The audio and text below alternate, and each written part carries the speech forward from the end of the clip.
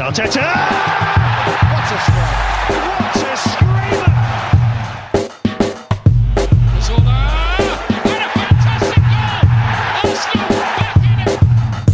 And here's Limpar, lines it up, finds the net. Arsenal in front. Disastrous own goal for Arsenal as continuation of winning ways in the ICC leaves Stan wondering what's all the fuss about. This is the Arsenal Vision post-match podcast. My name is Elliot Smith. You can block me on Twitter at Yankee Gunner. That's right. Stan Kroenke, target of all these protests, beat the Rapids, that team. Yep. Beat Bayern Munich. Beat Fiorentina. Done it all in a canter. What's the big fuss? All he knows is we're a winning football club on its way to winning the prestigious ICC. And as far as he's concerned, more of the same, right? Right? No, maybe not. All right, well, you know what? We got a great podcast coming up for you. A little bit of housekeeping. So we'll have a full season preview on the dawn of the new season. We're working on getting all that ready for you. Have some guests lined up for future pods. For those of you who enjoyed the TIFO Football Sensible Transfers pod and when we did stuff with the Stats Bomb guys. And, you know, we try to line up some guests occasionally to do some special stuff, and we are working on that now. Over on the Patreon side, Paul put out a blog, but it is now available for everyone. So if you did not get it when it was Patreon content, you're certainly able to go to Paul's blog website, which, Paul, is your website, your handle? Yeah. PositinMyPants.com? yeah. Cool. It is still the best handle and website on the internet. So you can go there and read his sort of season preview and cause for optimism. You'll be no doubt shocked to find out that it has a sunny disposition. You will enjoy it. In any event, we are here to talk about a bunch of things. We're going to talk transfers, of course, because it's the summer and we've done tons and tons of transfers so far. We're also going to talk about the game. There was a game, Fiorentina. A lot to process from that, I think. And then we can get on to other bits and bobs. So let's get started. And, okay, Paul, I think I want to start with the negative. Is that okay with you? Oh, yeah. Because there's a lot of stuff to get excited about, most of which relate to the kids. But I just want to start by talking about the back three. Now, look, I want to be clear. We... So in the Skype conversation, Clive just said, have you introduced us? I have not. Paul's on Twitter at Positive My Pants. Hello, Paul. Hello. Clive's on Twitter at ClivePAFC. Hello, Clive. I just feel like muting you now just because I could. Yeah, hello. The problem was we had a nice little chat beforehand, so we were all acquainted with each other. I was being but so not the generous listeners. in promoting Paul's website, web blog, as they call it. I forgot to do the most basic of things, which is introduce people. Tim will be on the podcast later this week, by the way. He is busy deflating his head after Ian Wright and Leah Williamson both gave him, bigged him up on Twitter. So it's a lot to deal with. Sorry, coughing on my beer there. Yeah, sure. Okay, so now let's get to the negative. Phew, now that that's out of the way. Thank you, Clive, for keeping me in line. First day on the job and all. So, Paul, look, it's preseason, and I think because we're doing a podcast, we're going to analyze the game, and I hate having to always do these caveats, but I fully understand that, like, because we do podcasts on it, and we're all on Twitter now, and we all watch the preseason games now, there is a tendency to draw conclusions from it and take it a little more seriously than maybe is warranted by what should be, certainly at this stage of the summer, more of a fitness exercise. But I do want to talk about the back three. I think what we saw in the first half of this game, despite getting the goal, and a lovely goal at that, were some of the same problems that we saw in the back three towards the back half of last season. And that's namely that the two in midfield were outnumbered. There were four around the two pretty much the whole time. No access to midfield. And I realize it was a very young midfield, but there's just no room there. And so the ball is always shuttling back and forth between the center backs. I mean, if you like a game where you see center backs passing the ball, this was for you. It eventually tries to get to the wing backs who have a lot of weight on their shoulders, a responsibility to progress the ball into the final third. I just see the back three as giving us all kinds of trouble with ball progression. So with the caveat firmly in place, we like things that are in place firmly, that this is a preseason game. Did the first half of this game give you the same cause for concern with the back three that we saw last season? I mean, yeah. It was like herding cats, only the cats were doing their own herding in the back three. I mean, I guess basically Mustafi was the anchor man. Gulp. Chambers to the right, Nacho to the left. And, on his best days, and he does occasionally have some, Mustafi is not your anchor man. If you have a good anchor man that he can free-form jazz off, then you have some chances with Mustafi. But Maybe he was the most natural of the three to hold that role, but it was never going to be the bedrock you're looking for in the back three. And quite frankly, we were god awful at the back. You'd made a few comments beforehand about, where was the who was going to be the passer within midfield, who was going to be the more creative force, who was going to create those passes, or are we just going to have to recycle it up the wings? And I was somewhat confident that Burton would shine a little bit based on previous performances, but I mean our young midfield was basically drowned by the chaos. In fact, our overall play was in the first half, and let's be honest, in terms of general play, and you can't get too carried away with XG plots and stuff, but in the first half they were by far the more consistent team. I mean, we had some good opportunities, and the lads did well overall, blah blah blah, but for a young team, but they really ran the game in the first half, and I think a lot of our chaos came from the back. I mean, when you play a back five but can't play out from the back, that's not a good thing. And we couldn't create from the midfield, and I wouldn't particularly blame the two young lads. And it was just, there was no sense that any of the three in the back had any kind of reference point. Didn't help Nacho been rusty as shit and given away the ball twice early on to rattle everybody, but I think we would have been self-rattling regardless. So yeah, it was, I mean, I want to see the back three not really used this season, so I was kind of glad it was a couple of nails in the coffin. We were definitely better with the back four for whatever reasons. We could debate those in the second half, and we were a lot better with Socrates in place. I know we've reached this accommodation point on Twitter where if you want to defend Socrates, you dig in with, well, he's okay, he's decent, he's fine, because there's a whole bunch of people who think he's shit.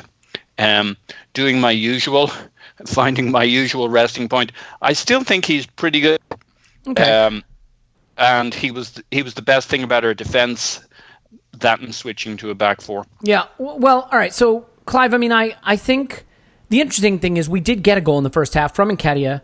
Are we going to say Nketiah or Nketiah? I mean, do we have a consensus on the podcast? I like it. I like Nketiah, but I can live with that. Either way. So let's do that. Let's call it Nketiah. Him, the human being that is our potential future star striker. Let's call him Nketiah. He did get a goal, and he got it in the way that you want the back three to create chances, right? Getting it wide to Kolasinac, overloads on the wing, a little slip ball into the inside forward who gets into the channel and then crosses it to Nketiah for the goal. So great. Yeah. But it is still the build-up that is the problem. And I don't think it's that we had young central midfielders. I just don't think there's any access to the midfield whatsoever. And so the ball slides back and forth between the center backs as they try to look for the wing backs. And then the wing backs have to sort of find a pocket of space, collect the ball against the touchline, try to beat a man or play 1-2s down the wing. It's just a really one-note way of attacking, and also puts a lot of stress on parts of the team that aren't necessarily our strong point. So before we get into the individual that I am most excited to talk about, and that is the comedy stylings of Shkodran Mustafi, let me get your take on the back three. I mean, I realize that it exists in theory for two reasons. I think you'd say, namely, one, it's a formation that lets us potentially get both our strikers playing together up front, and two, it should give us more defensive solidity. Do you think it does those things well enough to overcome the lack of ball progression that it provides? I think your points about ball progression are noted, and I think there's a way of playing. Noted or valid? But I think they're valid. Okay, thank you. I think they're valid, and to that point, I don't think we should. I think we should think carefully about playing it with two strikers, and maybe almost play a box in midfield of one striker, right? So the back three, you need to work out how you want to use it. So I'm going through this dilemma right now myself, because I used the back three all last season with the team I was coaching, and it worked fantastically well. I got into adults this year. We're rotating between a back three and a 4-2-3-1 or 4-3-3, and the back three is looking not great. I'm looking at this, I'm thinking, why is it not working? And so I look at Arsenal and I think the same thing. Why is it not working? Okay, if you use a back three, you need to have a level of depth to your team. You need distributors in the back line. And so you need at least two fantastic passers in that back three that can drill the ball between lines, vertical passing. You need your midfield too. You need to have one deep, one slightly higher. And the one deep has got to have wing mirrors on to help you progress. And you almost need, the way I've seen it work best, is you almost need two sort of wingers playing inside so they can carry the ball up front and leave space for your wing backs to come through. Now, another issue with the back three is if you don't press the other team, they switch diagonals on you all the time. So you have to decide, do I want to give them the ball and press them and then hope for poor quality to come to us and then we progress the game? Or do I use it as a counter-attacking system where I drop deep, bring them onto us, and then I counter-attack rapidly? So there are scenarios where the back three works. And more importantly, the back three works for Arsenal because our players are average. We've got full-backs that are really wing-backs, and we've got centre-backs that, if we play any of them in a two at the moment, you're literally watching the game from behind your settee. And so the manager's using it for security. He's not using it because this is his preferred formation. I think he's using it because this is the best way I could utilise the players in my squad for pre-season minutes. But I actually think there are points in the season where you're thinking, you know what, I don't trust them in this current state. I need to have a base where I can play from. Now, is that a good enough reason to use it? I'm not so sure. I do prefer, currently for this Arsenal team, I prefer a back four, but we just haven't got the players. The fact we debate it means we haven't got that solid central defensive two and that solid fullback pair in a state of health or purchase, shall we say, that makes us feel comfortable playing the back four.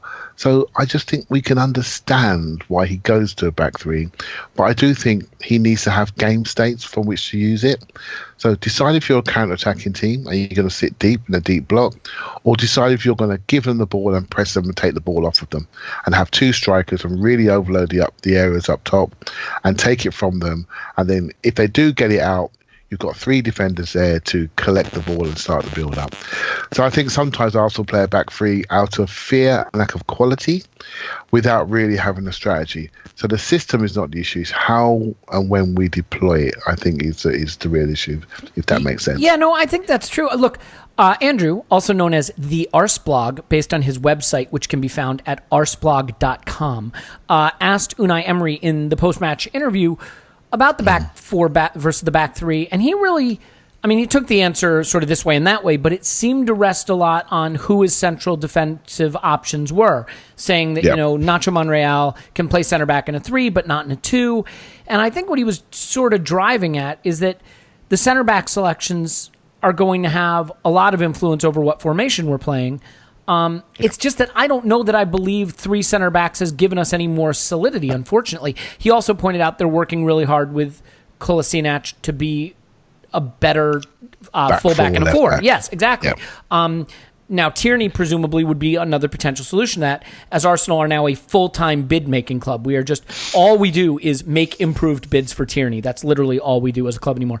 But so it is interesting to me, and I think that leads you inexorably to the discussion of Shkodran Mustafi. And Paul, I fully acknowledge that judging senior players based on preseason performances is folly. So let's engage in that now. I mean, well, to be fair, seeing as I engage like our youths and our performances in preseason on the positive side are the second coming of Arsenal, I think it's only fair that we indulge the negative aspects equally seriously. That's an interesting point, right? I mean, if you're going to say like, Joe Willock has impressed me in preseason, you have the right to say, Shkodran Mustafi has not impressed me in preseason. Here's the reason why I worry, right? So, and by the way, I want to just touch on something just really quickly that maybe isn't too important, but I tweeted about Mustafi, how his performances have sort of bottomed out, and it's bizarre because when he arrived to the club, he's gotten worse. He's gotten worse. I used to defend him to you, and now I'm like, what the fuck was I thinking? Right, and the funny thing is, my tweet wasn't even particularly abusive, just an observation of the fact that he went from being a usable center back to pretty much unusable. And it's interesting to me how many people are prepared to blame fans in defense of a player. And I get that booing is ugly, and the fact that he got booed as a sub the other day was not pretty to see. I realize, look, abuse and threats and trolling online, there's no place for that. I do think we overestimate the extent to which fans have an impact on players. Man, Emmanuel Boué got booed off as a sub at Arsenal. He had 2 relatively productive seasons from that point. I mean, it's not impossible for players to recover from this, but I do think that they understand if performances slump, that this is kind of what goes with professional football. But what I wanted to bring up about his performances that worry me is, it used to be that he was like a 7 or an 8 out of 10 defender who just made really bad choices once or twice a match. Now I feel like the basics are leaving him. And one thing I've noticed he's doing also, he drops off. He drops off and he drops off and he drops off and he drops off. If you run at him, it seems like his 2 modes now are dive in early and miss, or drop all the way off back to his goal. He just seems to have completely lost, and maybe it is confidence, maybe it is the fans getting on his back, maybe it's reading in the papers that the manager's lost faith in him and wants to shift him, but he seems to have become, as far as I can tell, pretty much unusable. Maybe that's harsh, but are you nearing agreement with that conclusion? Yeah, in his current form, and he is a lightning rod for frustration. And while I agree with your general thought that it can't really be used as an excuse for a player because it's just part and parcel of the game, we might be well advised to actually be somewhat encouraging to him. I know nobody's listening and nothing will change, but actually it probably wouldn't help him to have a little bit of support and a little bit backing. I don't know if we do that kind of stuff as supporters anymore, and I know I don't go to the Emirates or to away games, so I should shut the fuck up and mind my own opinion. But to those who might, the 2 actual stadium supporters listening to us, it might actually be a good idea to support the players, but it is what it is, right? This is the way the game's played. This is the dynamic between supporters and players. It's just what it is. It's what he signed up for. It's what he gets paid the big dollars for, and he's got to pull on the tough skin and buckle up and get on with it. Now, there may be an aspect of the fact that he knows, if we're trying to sell him, then we've sat down with him and said, Shkodran, we like you, but if we get a great offer, would you be willing to look at things? Because we're trying to, whatever formulation you want to come up, explain to him why we want to keep him, but we also wouldn't be totally averse to him leaving. Well, if he gets that feeling that he's more closer to the chopping block than anybody else, it probably hasn't settled him for the preseason. So he might get a bit better during the season than he is right now because he's utterly shite. But he's also not suited particularly to being the central, well, in particular, he's not suited to be the central guy out of that 3. I know why he's picked of the 3 of them, because he's the most senior official centre back of the 3 players, but still, good God. He's not the man you want in the middle as your reference point. If he's skittish, imagine how the others are feeling. So, yeah, he's gotten worse. You can't quite explain why. You could come up with some excuses for it. One hopes he would settle down when the season comes along. He's still here. He's still part of the formulation. If Holding it gets fully fit and can stay the course, then we might have Socrates and Holding, and maybe we bring in some other fairly well blooded centre back, whether it's a Johnny Evans type later on in his career or a 23, 24-year-old would be very nice, but I don't know that we have the budget for a good 23, 24-year-old. Nobody else seems close beyond the normal names we would mention, and maybe we keep Callum Chambers around, but I don't know that he's, he did play in midfield maybe for a reason last year, and he never quite answered the question when he was here. But maybe this is the year that he proves himself to be as capable as Holding, and as steady. Yeah, I guess, look, I realize that it is harsh to evaluate Mustafi any further. I mean, the judgment of him is already pretty much in place. I think it's sort of set in stone with a lot of fans, and judging him based on a game where the 2 midfielders in front of him are kids, Chambers is on one side, Monreal's on the other, and Jenkinson's one of the fullback wingbacks. Like, I get it. It's not an ideal situation for him. I just feel that the mistakes he makes and the things he gets wrong now are sort of the block and tackle of being a center back, just the basics. The other thing is, you look at like a David Luiz who can play the central center back in a 3. He can step into midfield and pass with authority. He's got the range of passing. Mustafi's passing has really deteriorated from what I can tell. I think he was pretty decent at it when he arrived. He's just much looser with his passing now. So I think all in all, it's hard to see how this becomes a reclamation project for us. Clive, I don't think we need to go in 2-footed on Mustafi, although we already have, so why not finish the job? It could be like that tackle against that kid on Liverpool in the Sevilla game. If you missed that, check it out. Trying to kill people in preseason now. But it was brutal. But, I mean, do you want to put a coda on this? Where do you stand with Mustafi? And do you think that we could be nearing a point where you just can't start him in a meaningful game? I think this is something that the club need to think about very, very seriously. You can't progress when you look behind you and there's a couple of guys there that are either injured, can't run, can't jump, don't offer any visible sign of presence and security. I mean, there was a bit in the game. It's a pre-season game, right? So, you know what? Sometimes you can see that Lacazette in that first game, he could barely run, and you watch him thinking, "Bloody hell, you're not fit, right? You're not fit." Second game, he looked a bit sharper. Comes on, lays on 2 goals, has shots. Thank you very much. He's on his way back. Good player, right? What Socrates pre-season last year at Boreham Wood could barely run, and everyone thinking, "Crikey, what have we got here?" Gets fit, decent player. Mustafi looks fairly fit. Straight ball down the pitch. He decides to go fishing for it. Smashes through a player, misses it. And next minute, the whole team is running back to their goal like the Charge of the Light Brigade. You know what it reminded me of slightly? It was like a baby version of the Aguero one in the League Cup. He rushed forward for no reason. Ball goes right over his head. Yep. He gets bored. He says, I've got to go and do something. I've got to go and smash somebody. So the stuff that he's doing wrong is not about ability, because he can win tackles, he can win headers, he can pass the ball. It's about what's between his ears and how he feels and what he's doing under distress. And under distress, he goes fishing. He goes fishing for the ball, and he starts, and Tim nailed it. He said it beautifully once. He's almost looking for a way out. I thought that was beautifully put. And he does this. He looks for a way to check out of a situation. I honestly believe his confidence is completely shot. What Paul said about Mustafi just then, I said this last season, he's not going anywhere, I don't think. So we do need to support him. And I actually said we need to start loving him, and everyone laughed. But we do need to start loving him, because at the moment, we've got not even a third of the player that we bought. And it's in our own vested interest, isn't it, Clive? Exactly. Sometimes just put it aside, look around. Have you seen any rumours for centre backs? We got our captain who's injured and he's leaving. We got Socrates, who we all like, but we know he's going to get 12 bookings this season. Chambers, who we're starting to wishcast on now. Well, I'm telling you, mate, Chambers is like a souffle. You go straight through him. He's bright.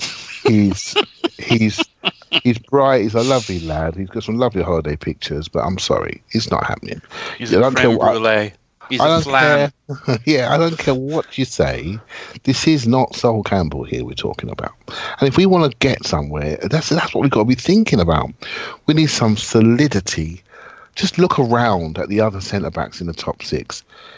Chambers wouldn't even get onto their benches. We got to get our heads on about this and be real. Rob Holding, now it's very interesting. I would prefer if you call him by his real name, Bobby Sacramento. Okay, I'm missing some of those. I know you keep talking about it. I need to read that. I'll get with it in a second. Yeah. Mm-hmm. Okay. Rob Holding, I've always felt was a promising player. I was a bit concerned how Arsenal fans were calling him the next Tony Adams. I thought we were a little bit, and I don't mind bigging up young players, but I thought we were a little bit premature. But I don't know if you've seen the pictures of him. He used to be slopey-shouldered and have very little physique. He's now got a physique about him. He's obviously been working. I started to think about his mentality and how he approaches a game of football and how mentally strong he is to produce that. He's quite skillful. He's got aggressive speed, but not top speed. But he's got enough speed if he's got a very quick partner to be something. I'm starting to change my thoughts on him, where I thought he'd always be a third centre-back. I think, actually, are Arsenal saving a space for him rather than buy? Are they really saying, we're going to back you now to be our number one left centre-back, and when the new kid comes next year, that's your partner? And if Arsenal did that, although it feels nervy right now, I would really praise them for doing that, because the easiest thing to do is to buy a left centre-back right now, 40 million, and block that kid stall. And I think it's a good thing, and I'm very hopeful that he can get back to the level he was starting to show, mostly in the back three, Elliot, I'm afraid, but starting to show before he got injured, where we were all becoming convinced. So what do? I do think we need to. I'd like to see maybe two go. You know, I'm classing Chambers as a centre back. I think I'd love to see Chambers go and play, because he needs to. And Koscielny, tiramisu. Yeah, okay. Koscielny needs to go because he's looking at south of France and the sunshine and being near his family. So we need to buy somebody, and we do need to buy somebody. And until we see that, I think none of us are going to be convinced about the other signs, which we're going to get to later on. But we need to realise that what we have at the moment isn't good enough. Don't wish cars. It's not good enough. It's not going to do the job. It's going to let us down. That's it. Yeah. By the way, I think that's what they're changing the crest to on the new shirts. It's not good enough. It's not going to let us down. Just in Latin. I don't know what that is in Latin. I'm kidding. The Bobby Sacramento thing, for those of you who don't know, over on the website known as Instagram, I believe it's called. It's like a Telegram, only it's instant, so it's Instagram. So Rob Holding is dating a nice young woman from America. Very pretty girl. Very nice. Honestly, you guys, seems very nice. Can it just be that they really connect on a deeper level than all this superficial stuff? But anyway, there are a lot of lovely photos of them enjoying what could best be described as Americana. Okay, so they're in a cornfield or a hay field, and she's wearing a faded American flag T-shirt, and he's got jeans on, and they're sitting in the back of a pickup. Isn't that what they call them? Yeah. Oh, well, he's wearing them though. She's sitting in the back of a pickup truck, holding him arm in arm while they're drinking Coors Lights. There's a video of him firing a very, very, very large gun at a target. There's her on his shoulders at Disneyland. I'm not making this up. This is really what's going on. I'm not sure if he knows it, but he's having the time of his. No, he's not. And I'll tell you life. why. Because if you stitch all these pictures together, what you realize is this is basically a shot-for-shot remake of the opening love affair scenes of the movie Armageddon, and actually Rob Holding is going to be sent to an asteroid to try to blow it up, and then they're going to have a tearful reunion through a computer screen as she cries, and then he blows up. Actually, though, if he's lucky, the dad is the one who blows up and sends the. You know what? Watch Bruce Armageddon. Willis. Just watch Armageddon. Yeah, but yeah, so he's Bobby Sacramento, and I got to give credit where credit is due. I think it's DTDC Gooner. Is that the name? Something very close. Yeah. So if you want to follow the ballad of Bobby Sacramento, DTDC Gooner has it pinned to his Twitter account, and you can kind of go through it and just sort of see. He's very good. He is. He's very he's very engaging, shall we say. I really like him. Yeah, same. All right. So okay, let's move on to football though, because it's why? But let's do it. Paul, I want to re-engage you on a topic that you brought up last time, and I thought you'd catch a lot of heat for this, but I have to admit it is an issue of concern. Might be putting it too strongly, but I want to talk about Reiss Nelson real quickly. He struggled to get into the game again. This is the period where we really want to see something from him. There's now rumors that a loan to Palace could be part of a deal to bring in Zaha. This is supposed to be a big winger talent that we're trying to develop, but Saka is sort of catching the eye more. I have sympathy for poor Reiss in this game because he's got Jenkinson on his side. He's got Chambers on his side. The ball was flowing down the left a little better because you have Nacho Kolasinac, and that makes it a little easier. Do you have any thoughts on Nelson's performance here and, a game that just sort of passed him by a little bit? Yeah, I think he'll be a little bit frustrated because, again, other people are getting the plaudits and the attention. I mean, I don't feel we have to have hard opinions on these things, right? I'm one who wouldn't have put Nelson at the top of my most likely to succeed. I think he's talented. I think he's good. I think he can succeed. I think he can succeed at Arsenal. Just feels a little light and a little young and a little immature still. And almost any time I've ever seen him play for us at a senior level, he's looked a little bit kind of fluffy blowaway. He's never really, for me, fully taken the game by storm or really impressed himself on the game. And I'm not hammering him. I thought he was okay in this game. There were some extenuating circumstances. I think he had a few nice passages of play, but I don't see anything that would make me as a manager say, all right, if you're saying I've got space for 3 juniors in my squad that are going to take me through this year, that he's one of my 3 picks. He's not. We bought Martinelli, I suspect, for a reason. Now he's suspiciously in the same position, arguably, that Nelson plays, depending on which wing he plays from. He might have a slight preference himself from the left-hand side, and Nelson can play left or right, but I've often seen him play from the right. But there's absolutely no reason Martinelli can't play from the right, and we went out and paid good money for him when we didn't need to. So I assume he's around for some reason. And we're also strongly fishing in the market for a Zaha clone, which is going to play from the left, crowding out those wing positions. I just think it's going to be very crowded where he is. And if we're going to bring Nketiah with us into our full season, he's not going to play all his minutes at centre forward. He's going to get on for 10 or 15 minutes. It was very interesting seeing him and Lacazette as a 2-man up front, and him and TJJ, Tyrese John Jules, playing as a 2-man. Maybe that's not a formation we're going to play too often, but I can well see Eddie getting pushed out to the wing for 10 or 15 minutes when he comes on as a sub, etc. So I just think it's going to be really crowded in positions that Nelson would see as his purview, and he just, he needed to grab this preseason by storm. To give myself some credit, Elliot, and that's not something that's done often enough. Well, someone's got to, I guess. Yeah. My big pitch, remember a few weeks ago when we were really fucking depressed, I can't remember exactly about, but there was like no positivity anywhere at the end of last season into preseason, looking at preseason. And my big thing was, look, the one thing that gives me life is that preseason is the time we discovered Guendouzi. And whatever you say about Unai not playing the juniors and not playing the kids, there was a 19-year-old who from the start of preseason went at it like the clappers, and Unai did back him all the way through because he's looking for new blood, young blood who buy in.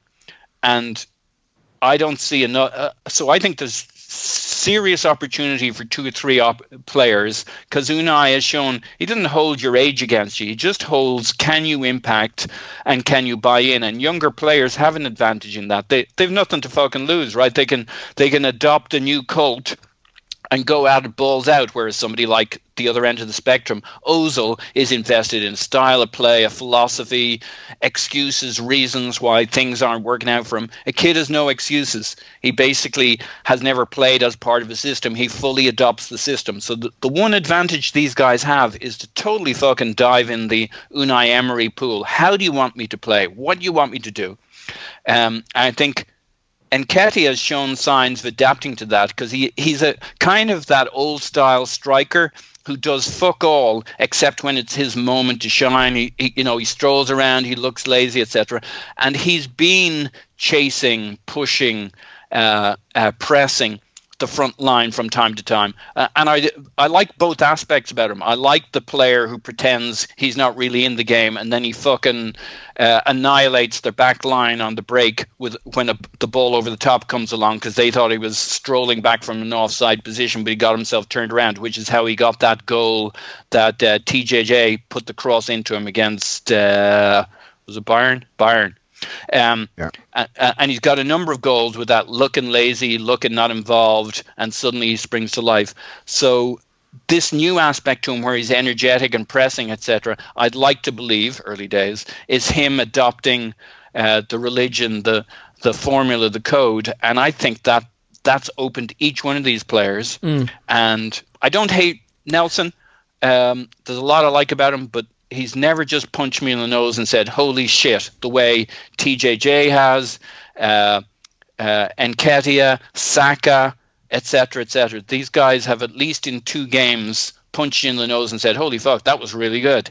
Yeah, I mean, look, obviously, Nelson has a body of work that has people excited, and I think what we see versus what he's doing in the totality of his young career, is looking through a keyhole and trying to understand the room you're looking at. So I want to be careful. But I wonder how many people really watched Nelson when he was playing those games, though, opposed but I'm not talking about just, like Arsenal fans on Twitter. I'm talking about just the people that write about football and talk about him along the way, and the people who were... I've watched him. Yeah. All right. Well, why don't you... Look, I don't want to spend too much more time on Nelson because we want to talk Nketiah and Willock and, some of the things that happen later in the game. But why don't you give me sort of a quick coda on Nelson, and we'll move on. I think Nelson is the one that maybe is slightly ahead development-wise to Saka, Eddie, etc., right? And Joe Willock. He's like the 1 year up from development-wise. And he's always been the superstar. And when you're told you're the superstar, you feel as though it's just coming to you.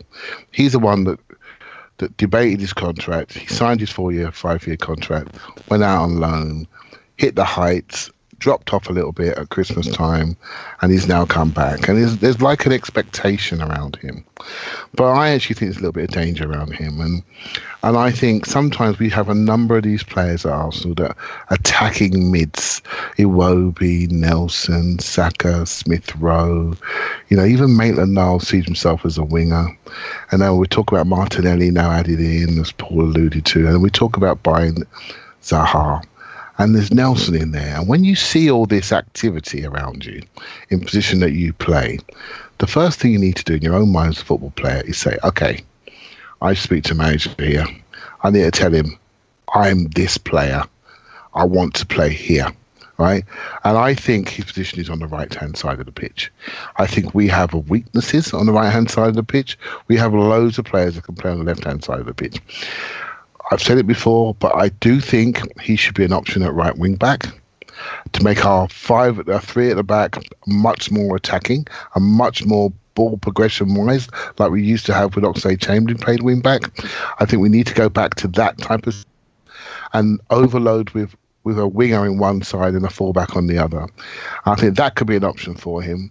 And obviously playing on a 4-2-3 on the right or a 4-3-3 on the right. But I think he's to focus on the right-hand side to give himself the best chance in this squad.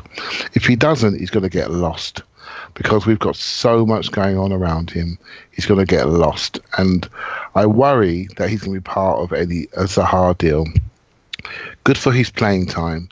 But I honestly feel he really wants to play for Arsenal, and he could actually break his heart if he goes on loan again. And so he is he concerns me. Not because I don't trust his ability.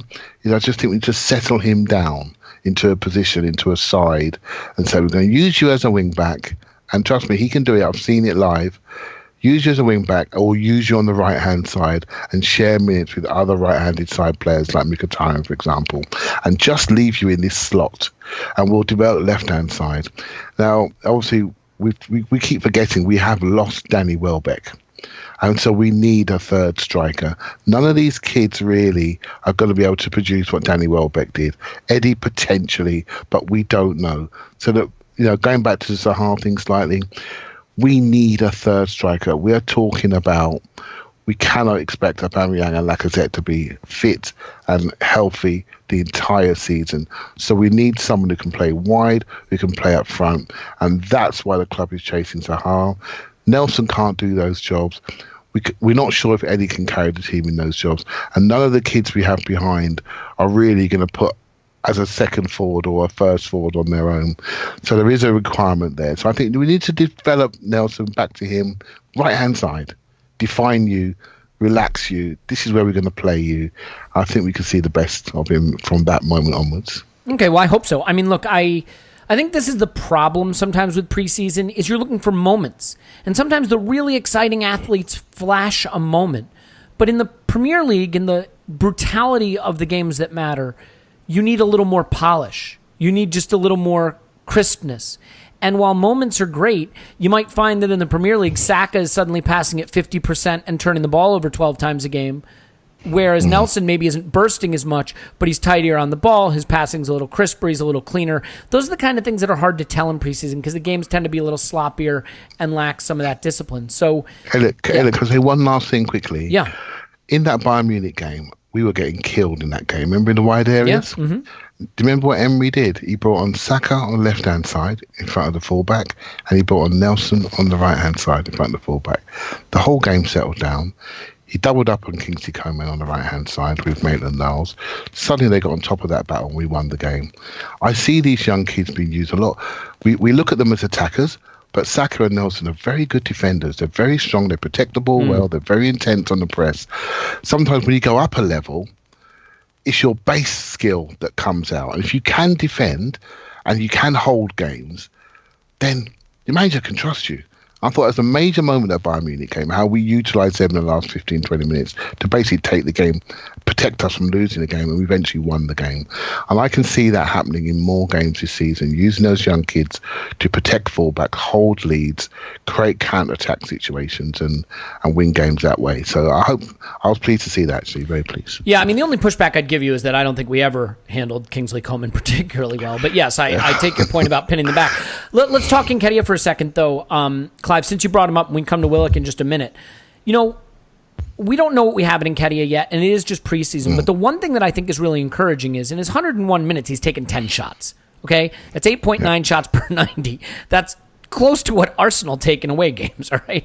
He's averaging 1.5 XG per 90. So these aren't shots from 30 yards out. He's getting into good positions. The goals he scored were poachers' goals, by and large, this preseason mostly, you know, from in close. So I like seeing that he has the personality to shoot, to get into scoring positions and get his shot off, because that's something we need more of. We can't just have forwards who get the ball into the final third like Iwobi. We need forwards who will get shots on goal and score goals. So, I mean, you sort of said that Nketiah is not there yet, ready to be Welbeck, but how do you feel about the performance specifically in this game, and if you're starting to come around on him? Because Emery has said that we want to see more from him and that we expect him to. There are minutes available to him this season. Yeah, I'm a big fan of him, and the reason why is almost so. You know, when we talk about players all amongst ourselves, when I talk about them, I'm always thinking away in my mind. I'm thinking what I would say to them if I could speak to them. This is what I want you to do. With Eddie, I've got nothing to say. I've literally got nothing to say. Mechanically wise, the way he runs is beautiful. His balance as well, right? Oh my God, he's a beautiful athlete. I mean, my family my daughters are athletes, so I know about mechanics of running. The way he runs is perfection. It is like Theo Walcott. They're running on not left floating. The way he moves is beautiful. You can't teach that. You just can't, right? So the pictures he has in the box when he receives the ball, he knows what he's doing when the ball's coming. He's got all types of finishes, inside, outside of both feet, laces on both feet. He knows when to have 2 touches, 1 touch. And I'm looking at him, I'm thinking, okay, I got nothing to say to you. His movement is electric. He runs off shoulders. He can play wide. He's happy in wide areas. He can go down the middle. If he was the same size of Aubameyang right now, we'd be talking something extremely special. Extremely special. Right now, at this moment, that's the only thing he's lacking is about 3 inches in height. But he makes up for that with intensity of movement. So what are you looking at? You're looking at a Express Jermaine Defoe type player. That's what you're looking at right now. And that's not a bad, he had a great career. That's not a bad way to start, right, when you're 19 years of age. I've got nothing to say to him, apart from, we spoke about the other day, that if he does start scoring, what could happen. Because I think it's just confidence to know he can do it. I cannot tell you a single thing that kid needs to do.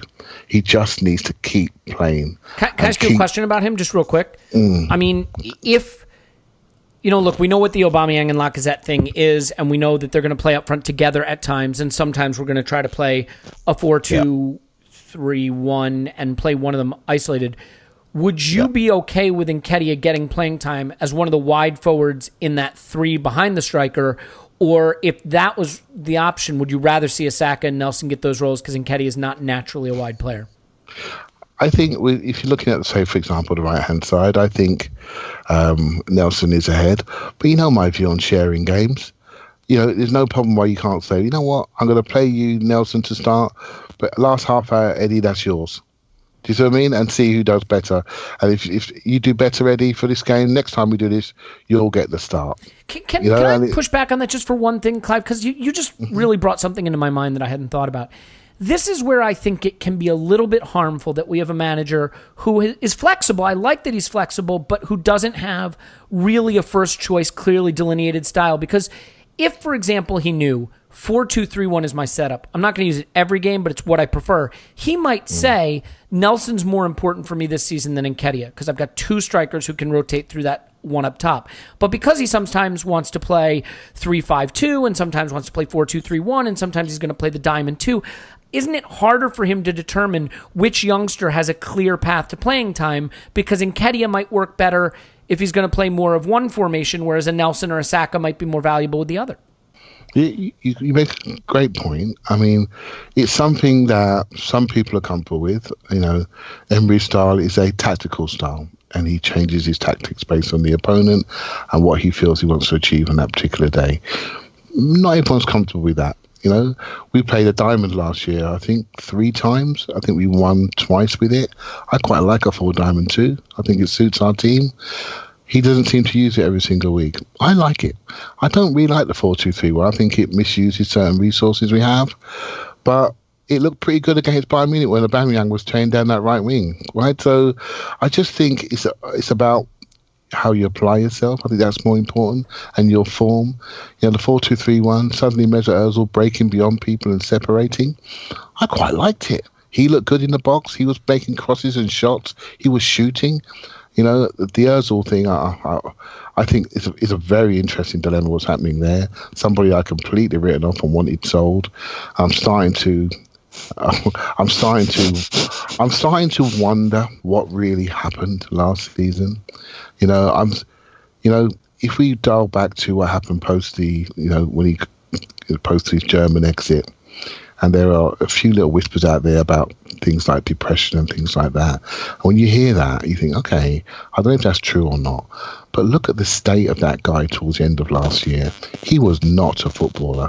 He was not moving. He was not running. He looked awful at certain stages. And then you saw this player in pre-season. You saw his demeanour, his happiness, his movement. And you thought, hold on a minute here, maybe there was something badly wrong last year that maybe we as fans are not aware of, something that's happening in his personal life. We just don't know. And I think, that's something to watch out for, because that player made us all sit back and think, what the hell is going on here? Do you see what I mean? Mm-hmm. And because he looked okay. Come on, he looked okay to all of us, and maybe we've forgotten that. So again, systemically wise, I'm comfortable with the changes, Elliot. I'm afraid, mate, you're not going to get your wish. I just think Emery's going to always change. No, that's fine, Clive. It's not so much. And look, is it my preference? No, maybe not my preference. It's not so much that I have a problem with that, but I think in the context of trying to determine which young players you're going to keep at the club. I mean, we've seen it with some young players, even under Arsene Wenger, right? Some of their development got stunted by being shuffled around positions that maybe didn't suit them. We saw it with Oxlade-Chamberlain, who played central and wide fullback, or wing back. I mean, Maitland-Niles maybe going through a little of those growing pains. If you're trying to determine which youngsters to keep with you in the first team, having a clearly delineated system lets you say, you know what? This position really suits this young guy. He'll thrive in it. But if you're changing a lot, it's harder to make that determination. So, Paul, a final word on Nketiah, because I think Willock is another interesting one that we should talk about, and I have what you'll be surprised to know is maybe a bit of a hot take on Willock. So why don't you punctuate this conversation on Nketiah with your final thoughts there? Yeah, so Clive hit some great points there. I want to inevitably. I want to make three quick ones that I won't elaborate on. Look, Eddie's build is really interesting. He's 5'9", just like Lacazette, just like Ian Wright, just like a lot of really good strikers. I'm only going off Wikipedia on this next one, but weight-wise, he's within 3 pounds of Lacazette. Now, Lacazette looks more muscular than him. There's no two ways about it. And he is at this point stronger, but Eddie's 20. So I don't think his build is necessarily the issue, right? And certainly Ian Wright had a blistering career, very explosive player, but build-wise was not bigger than Eddie for most of his career. And then, just on the movement and the balance thing, Eddie has that brilliant ability to create separation with the ball, moving it to the side, so fluid, so graceful. And I think that's one of those things you're looking for in a striker, a guy who can make space coolly, head up. He's always intelligent. He's always looking around. So high hopes for him there. On the confidence thing with him, any striker needs goals to be confident, but Eddie's not one of those guys who loses confidence in the way 90% of the planet do. He loses confidence in the way that a really good striker loses a bit of confidence because he just needs a goal, but that's all. I never got the feeling that Eddie in his life, now we're feeding off scraps as usual, but I never got the feeling that Eddie does not believe in himself, which is quite something for a guy who was cut by Chelsea and then picked up because Joe Willock says, that fucker always scores against us. So anyway, my excitement for Eddie is unbounded, so I won't go on too much on that. The Ozil one's a really interesting one, and I think it relates to the formation we may play next year. I can't imagine that Emery doesn't have a preference, and it ain't what we saw last year. I think we understand that. He's generally been variations of 4-2-3-1, and yes, he's tactical and he's flexible, etc. But I'd be pretty disappointed if Emery comes out of his first full window, even with a limited budget, without having got the players he needs to play the system he prefers, having had the rapprochement with the détente with Ozil to that they're all like BFFs and doing pajama parties together. There's no fucking way that's going to last more than a week if he goes straight back to a 3 at the back, tactical flexibility, changing shit all the time, banging up the wings instead of creating blah blah blah. So Paul, what do you think about Danny Ceballos then? Because if that, that's Ozil's spot, isn't it? Right there and then. Well, is it though? Look, maybe I'm wish casting. Yeah, no, I could tell from all the really disgusting noises you made right into the microphone. Am I wish casting that Ceballos could be a Xhaka stand-in, that he could play a little deeper? Can we maybe just get Xhaka out of the team a little more? He's more of an attacking player, mate, to be honest. He's more of an attacking mid.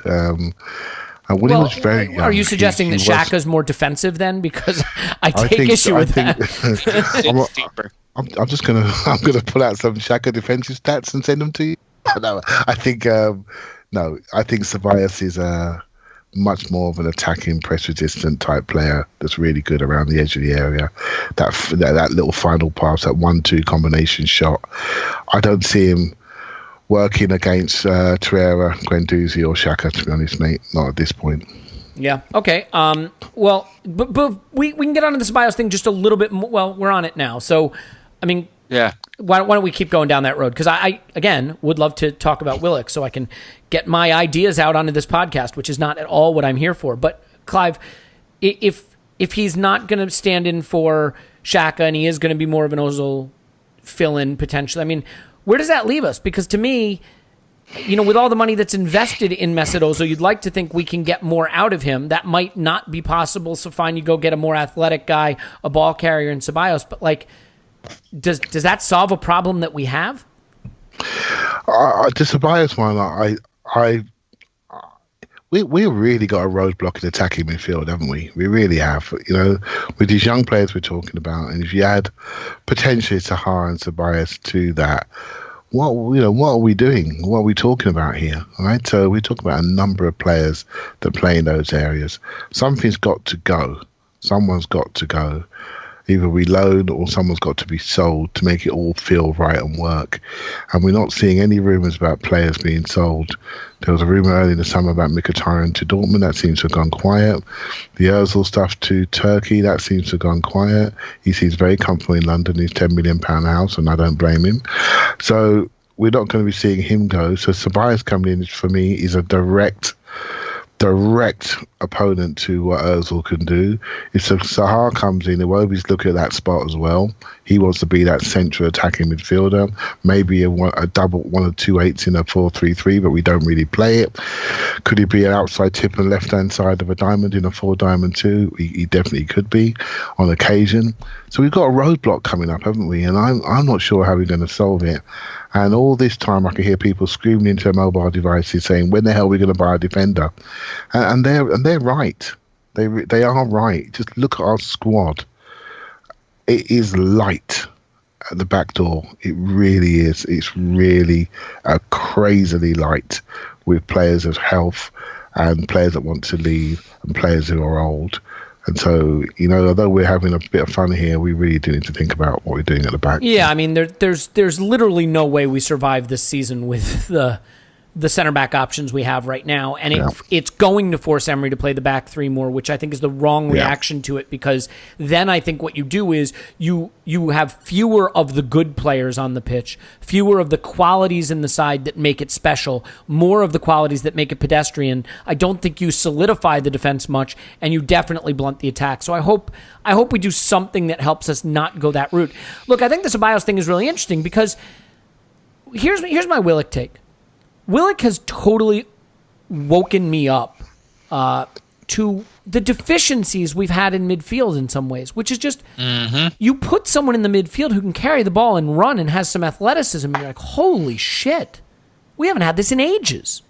Who was the last powerful runner or athlete we've had in the midfield? Someone who could carry the ball, someone who could drive past players. Rosicky, maybe a little bit. Ox, but he was rarely played there. Santi did it more with trickery a little bit, but he could do it a little. I mean, Vieira, right? I mean, like, you're really going back that far to find guys that have done this. And you put Willock in there, and he's starting to develop that bigger body and a little bit of a burst. And to me, it was a huge wake-up call. And by the way, it made me really excited about the idea of getting Ceballos, because it's some of that quality. And then you see Willock roof the ball into the net for his goal and arrive in that Ramsey area. And, look, Ramsey, people could be screaming into their podcast listening devices right now. Ramsey, what about Ramsey? I don't know that Ramsey is an athlete in that way. I don't think he carried the ball particularly well. His progressive runs were his quality. And Willock looks like he can do it on and off the ball. And I would love to see a midfield three where we have that quality. So if it's Guendouzi and Torreira plus a Ceballos or plus a Willock, and that's where the Ozil conundrum really gets you, because for all the delightful things Ozil can do on his day, he can't give you that. Torreira doesn't really give you that. Guendouzi doesn't give you that. And Xhaka, I mean, this is why I think Xhaka, and this is the other thing the Willock arrival has kind of made me realize about Xhaka.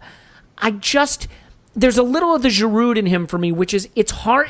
The way my eye watches football, I don't love a static player. I don't love a player that can't get around the pitch. And Xhaka's inability to move, to shift the ball onto another foot and drive past someone, it's really hard to watch that anymore. And I think watching Willock has really woken me up to how nice it is to have someone who can ride a challenge, surge past someone, and push into the final third. And that's maybe why we want Ceballos, because we haven't had that, and him and Willock together could make an interesting couple of choices to add that. So I've been really, really impressed with him. Another person that we saw do it, so Ozil comes on, and one of his first contributions, or later contributions, it wasn't one of his first, so the opposite of one of his first, one of his last contributions, he plays a really clever little just slid ball to the on-running Martinelli, and holy cow, does he flash something. Drives right through the middle of the pitch, right past everybody, and curls it just past the post. And that's what these youngsters are doing for me. I'm at an age of my life where I can call people youngsters, right? You youngins, youngsters, you tadpoles. they're showing what a little bit of burst and athleticism adds in this team. Saka shows it, and Nketiah shows it, and Willock shows it, and Martinelli showed it. Paul, that was a highlight moment, and just one of those types of dynamic runs through the midfield that we really lack. So between Willock and Martinelli and maybe Ceballos coming, I mean, is that your big excitement to see a little drive and athleticism added back to the center of the pitch? Yeah, fully endorse that. And the thing about Martinelli was I didn't know who the fuck it was because it was coming from the left-hand side. I think we were countering from a corner or a turnover or something further downfield. And like this guy comes streaking through the fucking middle and I'm like, for almost the whole play till he gets to the box, I'm like, who the fuck is that guy? It was great, and like he had pace on the ball. He kind of took it. He nutmegged someone at the end of the move to get into the box. It was beautiful. Yeah, and his touches towards the end weren't great, but he was probably busy shitting his pants. Well, it's also, I mean, it's 33 degrees Celsius. He probably needed a bottle of water at the end of that run. And it was a long run, so but he'll shore that up. It is apparently based on stuff I've read and the bits I've seen, something he's actually pretty good at. He's he plays from wide, but he's very comfortable showing up in the middle, and fancies himself as a bit of a centre forward. He said something about how he's not really in the kind of holding the ball up, getting need in the back by centre backs or whatever. Sees himself a bit more Ronaldo as a kind of a centre forward or striker. But he's very comfortable arriving through the middle, and would have been beautiful. He was inches past the right post here. He almost got it right. Maybe if he'd hit it just a little earlier, as we've seen Theo do on the counter for a while. At one stage, Theo liked shooting really fucking early when he was about to go 1-on-1. And it seems like a great approach. You got all the angles your way if you pull the trigger a little earlier. But yeah, I agree with you. Running through the middle, we've seen it with Willock. You immediately start thinking, a touch of Vieira and a touch of Diaby there. He's got a little bit of that. I don't know if he fully has, obviously, that quality. He doesn't have it yet, but maybe he'll get there. You see a little bit of... Oli Inca reminds me of kind of a young Willock, if that's not a ridiculous thing to say about a young Willock. But he seems to have a little bit of that too, so maybe we'll have a small production line of it. But I agree with you. The thing about Ceballos is he's kind of an all-singing and all-dancing midfielder. I hear Clive and I bow to his greater footballing instincts, but I don't think Ceballos... I guess my feeling is I'd prefer to see him providing options and as the season progresses, replacing one of our existing CMs. Take your pick out of them. I do think Guendouzi has brought us a little bit of that running through and from midfield, but maybe he doesn't have the power of the run that some of these players have. He has the turn and he'll jink through a tackle or whatever. So that's been nice to see, but I agree with your general point. We don't truly have that midfield 8 who, if they leave a little gap, will power through the middle, take the ball with them, and put the fucking centre backs into conniptions, creating openings all over the place by pulling players towards him, as a Vieira would or a Diaby would, where like 5 players descend on him, opening up all sorts of gaps all over the place. And Willock's done a bit of that for us, from what I've seen of Ceballos, what I've read on him. He's just really good on the ball. We also don't have a player who can really hold possession in midfield at the moment. Guendouzi's quite good. Xhaka isn't, for all the reasons we know. He's a great passer, but we don't really have a player who helps Emery hold possession for longer. His passing super clean, his movement, his ability to escape the press, blah blah blah. His threat through the middle or through a gap to tear up the pitch will have people sitting back a little bit. And he looks very heads up, very clever passer. I think he gives us a whole heck of a lot none of our other CMs represent, and I think yes, it might allow us and therefore encourage us playing with a true 3, which might squash Ozil out, but I don't see him as a direct replacement for anything Ozil does. And from what I understand, he's not truly an in the box midfielder. He's not a Ramsey. He's he's the guy who'll get you right to the edge of the box and lay the ball off. I mean, he does get in there, and he does have a few nice goals from within the box, but everybody has that in their highlight reels. So yeah, I mean, I look at it this way, right? When Torreira wins the ball off somebody, you have two ways you can turn around and get the transition going, progress the ball, right? You can give it to Ozil, and Ozil wants to look up and move the ball. Or you can give it to someone who's going to put their, basically put their head down and drive through the midfield. In Ozil, we have the former when he's up for it, when he wants to do it, when he shows for the ball. In Willock and maybe Ceballos, we'd have the latter. And maybe, the wishful part of me says, can you create a three with one of those two, a Willock, Ceballos, an Ozil, and then a third, a Torreira or a Guendouzi? Maybe not. Maybe they can't sit as deep. The thing I like, Clive, and we'll get off this game here in a second because I want to just quickly touch on some transfer stuff because hashtag clicks and stuff. But like the thing with Willock, when he played in the first team previously, I don't think you saw his personality very much. And so I had a very wrong sense of the player. I thought he was just sort of a safe, as you like to say, sort of regain, retain, keep the ball ticking over, safe passes, get it to his partner, stay out of the limelight kind of midfielder, almost an El Neni. What I love now is that we're seeing, or I should say I'm seeing, I'm totally wrong, which is a pretty frequent occurrence, but he wants to build the play. He wants to drive the play forward. He wants to, once he's given the ball, continue his run into the box and try to score.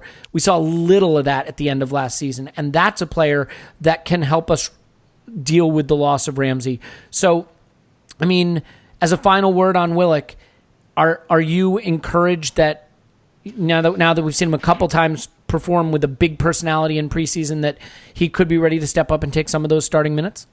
Yep, I said it the last part. For me, he's in our first team. He's in the first 16, shall we say.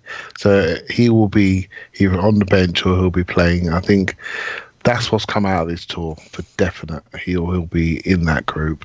It's other people who have to leave the club to make space for him.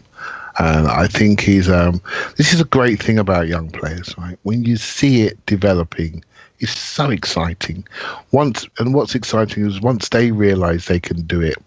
Even watching Martinelli in the first game, but then seeing him have the confidence to just take on a defence like that in his second appearance.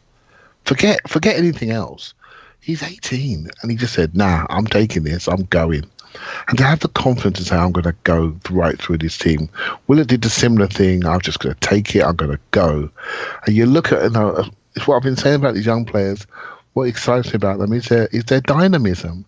And we all agree that we looked quite pedestrian towards the end of last season. Yeah, other than Aubameyang, who's got that get you up off your chair dynamic athleticism in the squad? Yeah, we all want it. It's not just me being clever. We all want to see an increased level of dynamism and intensity and speed. We're seeing it in attacking areas in midfield. We want to see it in defence because that level of assuredness will give the whole team confidence. But yeah, I mean, Willock, for me, it was one bit he did in one game. It was a sharp ball in defence.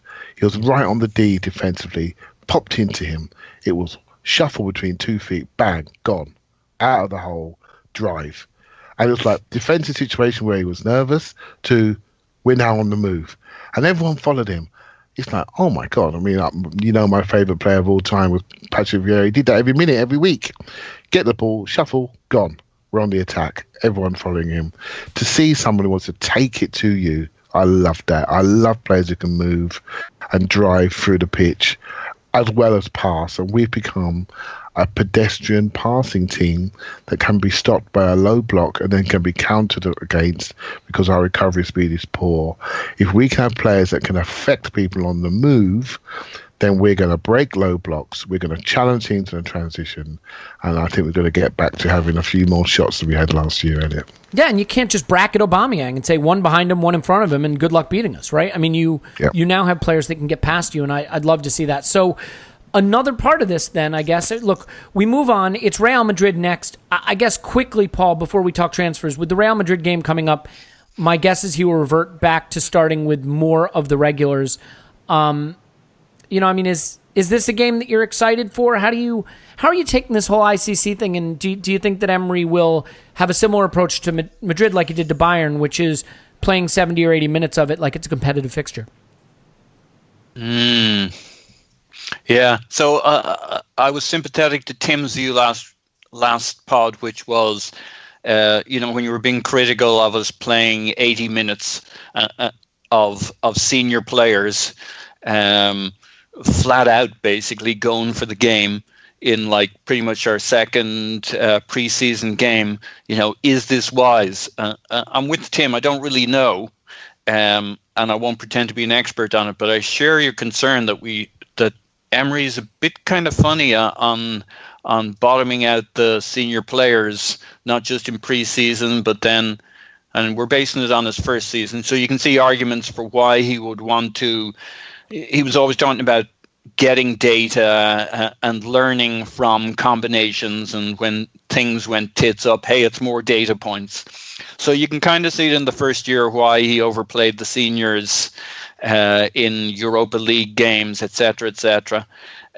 It's a little worrying, I suspect, but I don't know enough to tell myself I'm right to worry. So yeah, I'm a little concerned that we overplay the seniors, but I mean, surely we have the data behind it and the expertise to manage that. But it does make me nervous that we're going to play the seniors against Real basically like a proper match through, and it's feckin' hot there. So maybe that's the one thing that might preclude it and force us into a more pragmatic approach. But yeah, what the ICC thing, I don't think it matters a damn. I think it's totally meaningless. On the other hand, we have played. It does mean we're lined up against two very good teams. The Bayern game was very good for us and for morale and for the players. And I think there were some good echoes there between Bundesliga, as I talked about before, and our lineup of players. Real Madrid will be interesting too with Ozil. So good news is he'll want to perform. So we should see more of the Ozil we're starting to come back to loving again. Interesting conversations potentially between our folks and theirs around Ceballos. So maybe there'll be some movement in our director's box or whatever. That'll be interesting. Reported to be finalized by the end of the week. So, the funny thing is that one's starting to feel more done than Tierney. Yeah. Since we've been recording this podcast, we prepared 3 different bids for Tierney, by the way. Three improvements. So we'll see. We had that little interchange about. I was concerned our Zaha bidding team had got confused and were counter bidding against our Tierney team, and they were going at each other one to one, and that's why we're up to 5 bids a week between the two guys, and the two clubs are sitting back on it. Oh, I wouldn't joke. I'm sure that Husfami has everything under control, Paul. Yeah, okay. Speaking of which, Clive, let's talk Zaha real quick before we get out of here. He is turning into quite an expensive player. We are now trying a little from column A, column B, and column C, in that a little of money, a little loan of a talented young player, and a little bit of our garbage. So it's 55 million, maybe someone like Nelson or Smith Rowe, and Carl on loan, and Carl Jenkinson in permanent sale. No offense, Carl, but some offense, Carl. So, Clive, as far as a deal like that, I mean, I can't out of one side of my mouth say, gosh, it's great to see us have some athleticism and drive, and then say I don't want Zaha, but we're not going to get 80 million pound players every summer. If we spend it on Zaha, we're going to keep him 3 or 4 seasons. He's going to hit 30. We're not going to recoup this.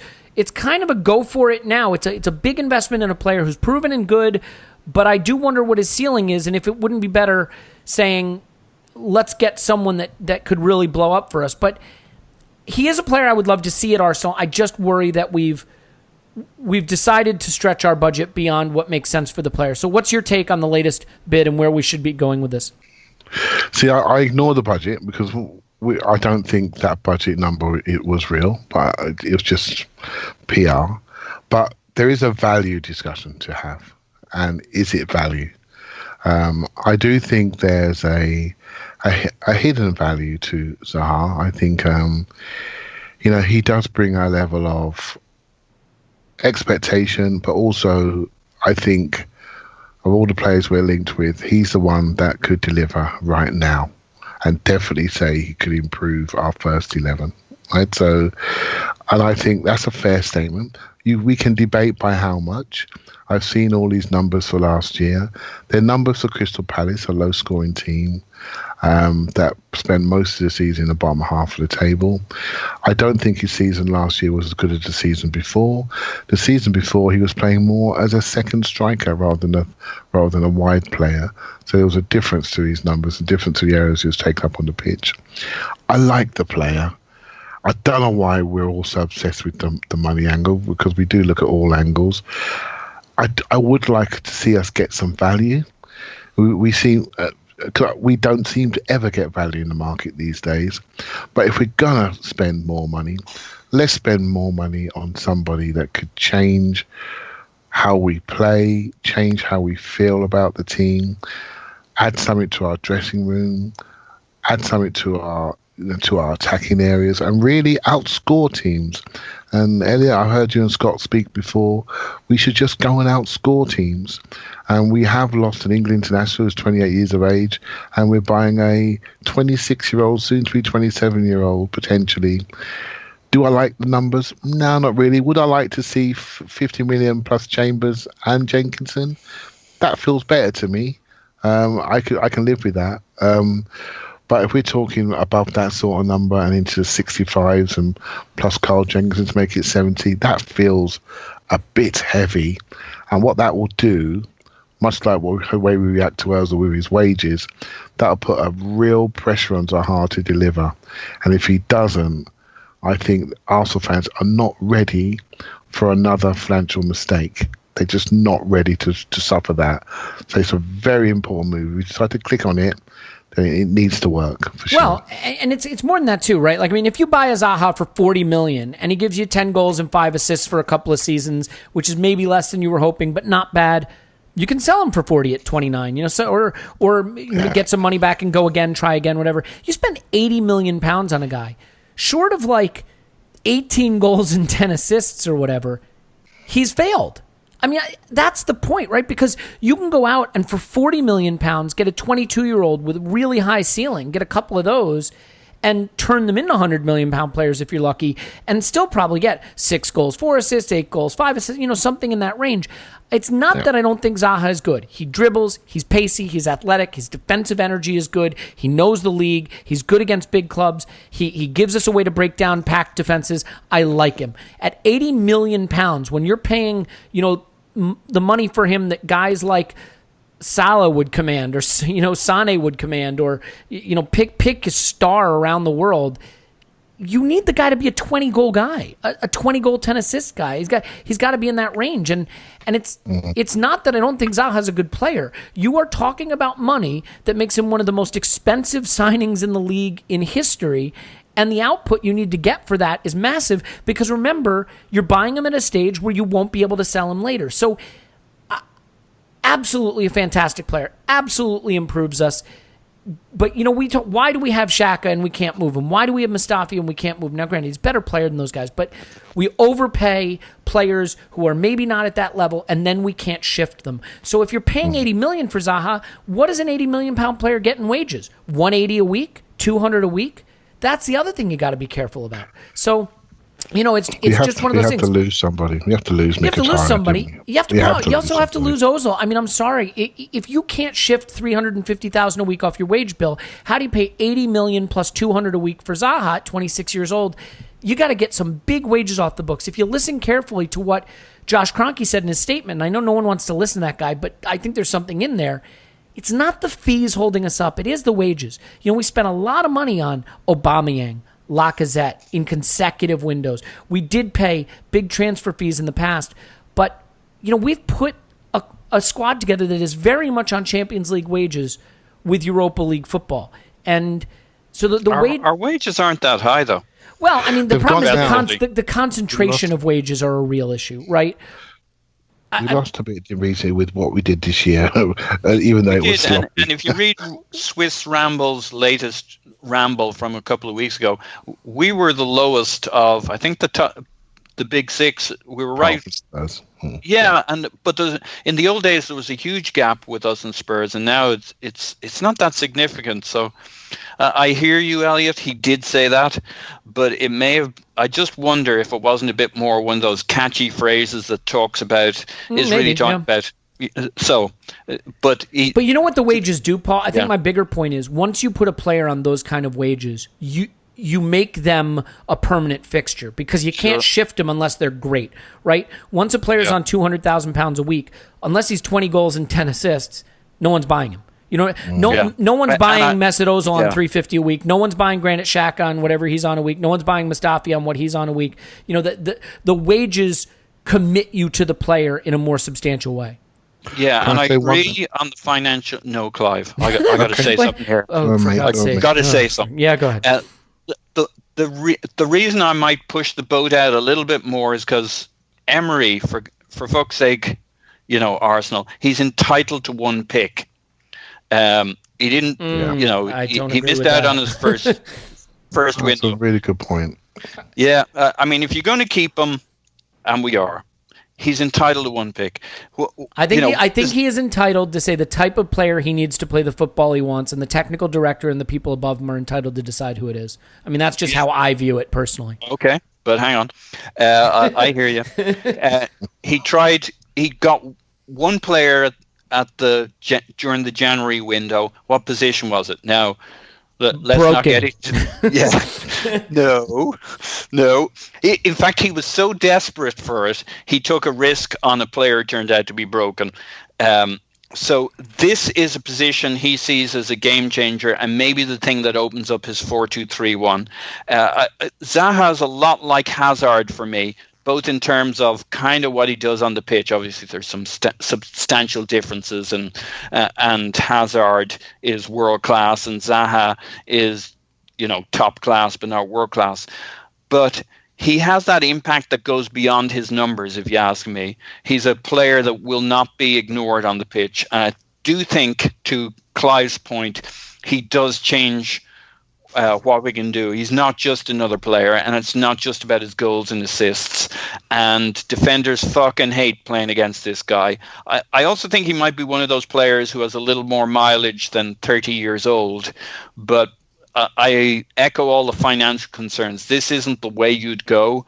But if this is the player, my concern about not backing Emery, and it seems like the club is backing Emery, and the reason I'd want to spend more than I want to spend on him just as a player is if this is the player that makes Emery feel he can unlock his preferred system of play and allow him in his second year to play something a lot closer to the 4-2-3-1 I was expecting to see in the first year, then fuck it.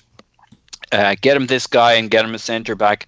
I'm slightly less concerned about Tierney than I would be about making sure we lock down Zaha or a damn good facsimile of him and a centre back. But I understand the purpose of our full backs and our wing backs and the overlapping play, and Emery has also relied on them. We need a few players, don't we? We do need quite a few. Look, I want to be clear. If we sign Zaha, even if I think it's a stupid move economically, I'll be extremely excited to watch him. He's a fun player, and it will be fun to watch us. So, from a pure fan standpoint who doesn't have to be responsible for any of the shit the club does, bring him on. Hugely exciting. I think the idea that we should just do whatever it takes to get this player over-exaggerates his influence and his quality. I think there is a breaking point. There are some players that are worth whatever it takes to get them. I don't think he's in that category. I also think there are teams that are close enough to winning that you do whatever it takes. Liverpool did whatever it took to get Van Dijk, and as it turned out, they were right on the brink of something special, and that did it for them. So kudos to them. I don't know that we're there. Clive, you want to finish us off on this and make me feel no. I think there is something more. Zaha, I just think, just bringing in I said it before, bringing a London boy in, something that we can really work commercially as a club, could see that money come down quickly if he's successful. If he's successful, he will be massive. He will truly be massive. He is waiting for this move. It's now or never for him. 27, 28 doesn't work. 26, 27, this is it. This is your moment. You went too soon at 21 to go to Manchester United. It's now or never to see how good you are. He's the best player outside of the top six. I think we could see a significantly better player playing for Arsenal. He can create a yard for a pass all day and every day. He's passing to Benteke and Andros Townsend right now. He'll be passing to Ozil, Ceballos, Lacazette, and Aubameyang. That's a different ball game. I love that you've given us Ceballos too, because none of us whatsoever have any concerns that Arsenal could screw this shit up. Yeah, oh, absolutely. I've already decided we've got him, right? So, and that's a different ball game. And so you have to go and press him. That's going to create room for other people. It's a different thing when he's playing for Arsenal. On the wages, briefly, I remember what Vinay said on the Two-Headed Monster interview. Basically, Arsenal are happy with the wage bill where it is. It's all about efficiency of spend. We've lost a lot of players stupidly, and just because they've rolled off their contracts in the summer. I think it's around £600,000 a week or something like that. I may be wrong. Somebody will tell me if I'm wrong. And we could do with losing one or two more, maybe. And so we've got the wages spend. We just need to be more efficient with it and get a better quality. I mean, Cole Jenkinson's on 40 to 45,000. That needs to stop, right? So there's room still to do here. El Nenny's on 60. Chambers is on 50 plus. There's a lot of money still there for us to get. So wages isn't the issue. I just think we ought to be better spending the money that we have under our wages number. Yeah, I mean, we could dig into the Everton Suarez or rumors, and we could dig into some of the other ones that are out there. I don't think they really merit it, because I know there's some of you that maybe think we're getting Everton. I don't believe so. So let's just wait and see how that plays out. If you had to guess right now, Clive, do you think we'd get Zaha? Yes, I do. Wow. Okay, Paul, your guess? Yeah, 50-50, but just tipping to yeah. I mean, we've been very, very, very consistent on this guy. I mean, look, depending on what the fee comes out, if the summer is Saliba, Tierney, Ceballos, and Zaha, it's not exactly a disaster, is it? I mean, it's not exactly acting like they didn't care. Oh boy, you just put your foot in it, motherfucker. That's on you. Let's leave it there. Paul's on Twitter, and believe me, you can find him there at Posman in my pants. Thank you, Paul. This is nothing on my next cranky conversation we have. We'll save that for the patrons because they deserve that. They don't deserve that. We'll save that. We'll save that for a podcast that will never be published. Clive's on Twitter at ClivePAFC. Thank you, Clive. Thank you very much. Hey, sign up for our Patreon, or don't. You know what? Don't. Don't. Do it. Do it.